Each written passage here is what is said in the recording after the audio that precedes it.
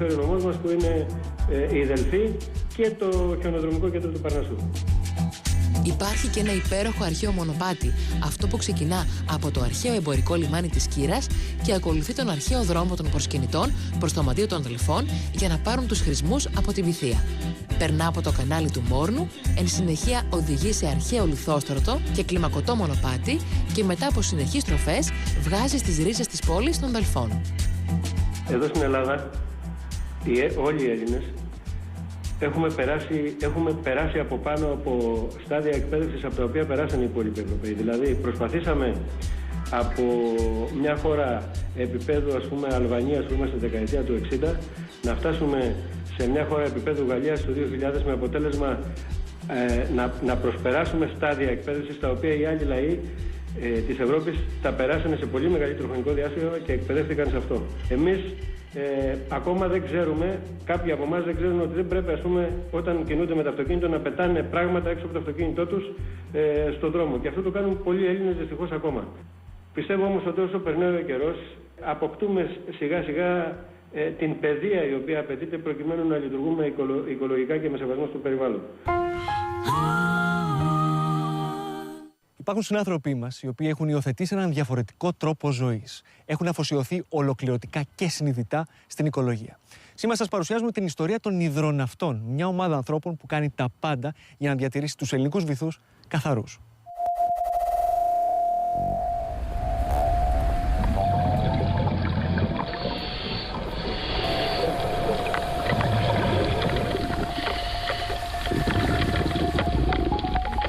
Οι υδροναύτες είναι μια μη κερδοσκοπική οργάνωση η οποία ιδρύθηκε το 2010 από ανθρώπους που γνωρίζονταν πολλά χρόνια μέσω δράσεων που πραγματοποιούνταν στο βυθό της θάλασσας και έχουν ως στόχο την διάδοση της αυτόνομης κατάδυσης που είναι η κύρια δραστηριότητά τους και φυσικά την υποστήριξη δράσεων που έχουν να κάνουν με την απορρίπανση του περιβάλλοντος. Φροντίζουμε να αναδεικνύουμε τα προβλήματα που εντοπίζουμε κατά την επιφάνεια. Θέλουμε αυτά που βλέπουμε εμείς, τις εικόνες που βλέπουμε εμείς, τα σκουπίδια, όλα αυτά, να τα δώσουμε στον κόσμο που δεν έχει τη δυνατότητα να καταδεθεί, να δει τι συμβαίνει, να ευαισθητοποιηθεί και να φωνάξει μαζί μας προκειμένου να έρθει κάποια λύση στο πρόβλημα της μόλυνσης της θάλασσας.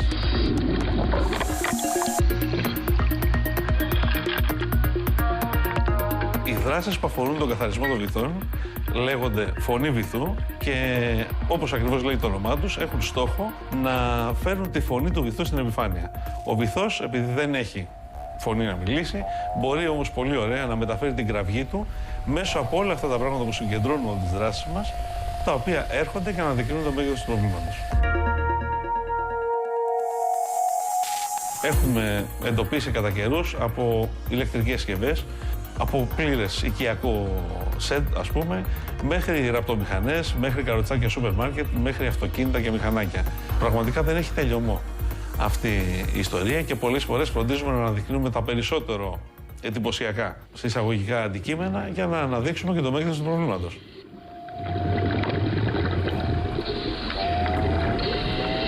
Στο σύνολο σχεδόν των δράσεων ζητάμε την συμπαράσταση των τοπικών αρχών, γιατί ούτως ή άλλως οι δράσεις προϋποθέτουν για κάποια συνεργασία.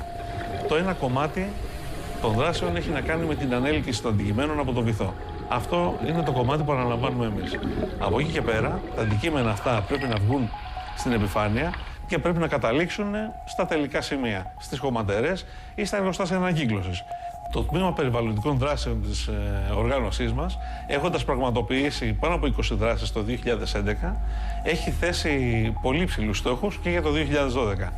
Ο κόσμος που παρακολουθεί τις δράσεις μας πάρα πολλές φορές εντυπωσιάζεται και προσπαθεί να βρει τρόπους να μας βοηθήσει. Κατά καιρούς επιλέγουμε ως τόπους δράσης κάποιες πολυσύχναστες παραλίες, στις οποίες οι λουόμενοι έχουν την δυνατότητα να θαυμάσουν σε εισαγωγικά όλα αυτά που συγκεντρώνονται. Κάνουμε μια υποτύπου έκθεση των αντικειμένων που συγκεντρώνουμε και πρέπει να σας πω ότι εντυπωσιάζουν.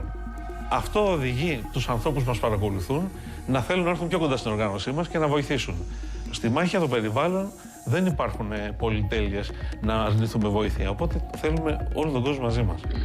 Κάτι πολύ ουσιαστικό που πρέπει ο κόσμος να καταλάβει είναι ότι τα αντικείμενα που ρίχνουμε μέσα, οτιδήποτε ρίχνουμε στη θάλασσα και πιστεύουμε ότι ρίχνοντας το εκεί θα πάψει να υπάρχει γιατί δεν φαίνεται, πολύ απλά, με απλά λόγια θα καταλήξει στο πιάτο μας. Είναι τέτοια η αλυσίδα της ζωής στη θάλασσα που οτιδήποτε ρίχνουμε εκεί φροντίζει να μας το επιστρέφει αργότερα. Μέσω της τροφικής αλυσίδας λοιπόν θα επιστρέψει στο πιάτο μας ή στο πιάτο του παιδιού μας. Κάτι που δεν είναι τόσο καλό και ίσως είναι ένας πολύ σημαντικός λόγος για να αλλάξουμε νοοτροπία. Να πάψουμε να θεωρούμε την θάλασσα ως μια απέραντη χωματερή και να σκεφτούμε λίγο περισσότερο και την ίδια μας την υγεία. Μέσα σε ένα χρόνο λειτουργίας καταφέραμε να ξεπεράσουμε τα 100 μέλη. Υπάρχουν λοιπόν 100 άνθρωποι που έχουν επιστρέψει στο όραμά μας, έχουν έρθει κοντά, δεν είναι όλοι αυτοδίτες, αλλά όλοι επιθυμούν να συμμετέχουν στις δράσεις μας. Έχουμε πολλές γυναίκες ανάμεσα στους εθελοντές μας, αποδεικνύουμε ότι η κατάρτιση δεν είναι αντρικό σπορ, αποκλειστικά, και έχουμε την χαρά να έχουμε πολύ μικρά παιδιά μέχρι ηλικιωμένους ανθρώπους, αλλά πολύ νέους στην ψυχή. Οι υδροναύτες έχουν 2 παραρτήματα στην Ελλάδα. Εκτός από τη βάση της οργάνωσης μας που είναι στην Αθήνα, έχουμε ένα παράρτημα στην Κρήτη και ένα παράρτημα στην Ηλία. Οι εθελοντές που είναι εγγεγραμμένοι στην οργάνωσή μας είναι από όλη την Ελλάδα. Και πραγματικά έχουμε βρεθεί πολλές φορές προεκπλήξεων όταν σε μία δράση κάποιοι ταξιδεύουν πολλές εκατοντάδες χιλιόμετρα για να συμμετέχουν και να προσφέρουν για αυτόν τον τρόπο. Το μήνυμα που θα θέλαμε να δώσουμε είναι να προσέξουμε λίγο περισσότερο τη θάλασσα. Όχι μόνο γιατί είναι πηγή ζωής, αλλά γιατί μέσω της θάλασσας και ό,τι έχει να κάνει με τη θάλασσα μπορεί να διακρίνουμε κάποιες ακτίνες ελπίδας στις εποχές που ζούμε.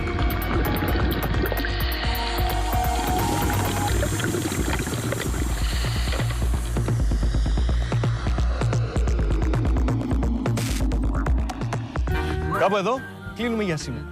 Πάντοτε σας αποχαιρετούμε με ένα βίντεο που θέλει ιδιαίτερη προσοχή. Τροφή για σκέψη. Μέχρι την επόμενη εκπομπή, χαιρετώ σας.